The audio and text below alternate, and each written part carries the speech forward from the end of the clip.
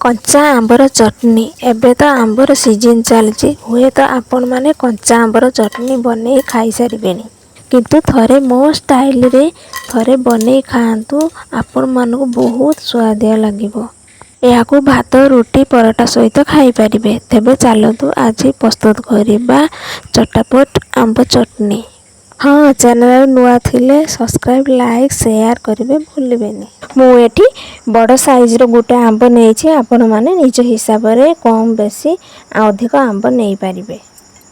आंब को धोई नेबा तापर डेम्फ को काटिदेबा तापर आंब को भलसे छड़ाई नेबा।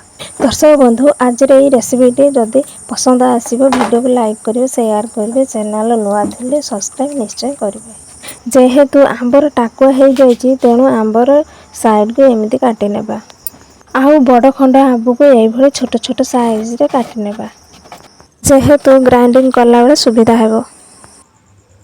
आउ एक मिक्सिंग जार रे कटा आंब को देईदबा।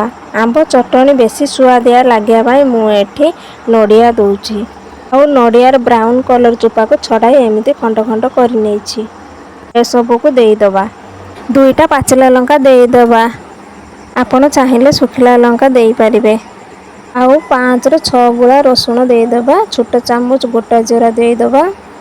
राग पाइका आमे पाचिला लंका देइथिले तो केवल कलर पाई गोटे छोट चामच रेड चिली पाउडर देईदबा।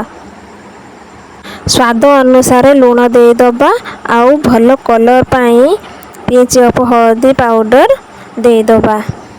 एबे आमे स्लाइड के पानी देके चिकन करी भलसे बाटी नवा। आपण माने चाहिए एमती खाई पारिबे तो फ्लेवर पाई चटपटा पाई तड़का करिबा।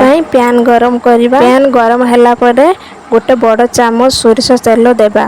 तेल गरम हैला परे आधा चामच गोटा जीरा आधा चामच गोटा सोरिष देईदबा। जेहेतु सोरिष तेल देले बहुत टेस्ट भल आस। तड़का पाई 3-4टी सुखिला लंका देदेली। दर छेचा रसुण भुसुंगा पत्र देदेली। दबा पर यार बास्ना बहुत बढ़िया आसता। 2 मिनट भाजी दबा। ए सबू को चटनी रे देईदबा। देके भलसे गोड़े नबा तो तड़का वाला आंब चटनी टेस्ट बहुत बढ़िया लगी थाए को आमे भात सहित रुटी सहित पराठा सहित खाई परिबा। जदि आपण मानक ए रेसिपी भल लगता है तो लाइक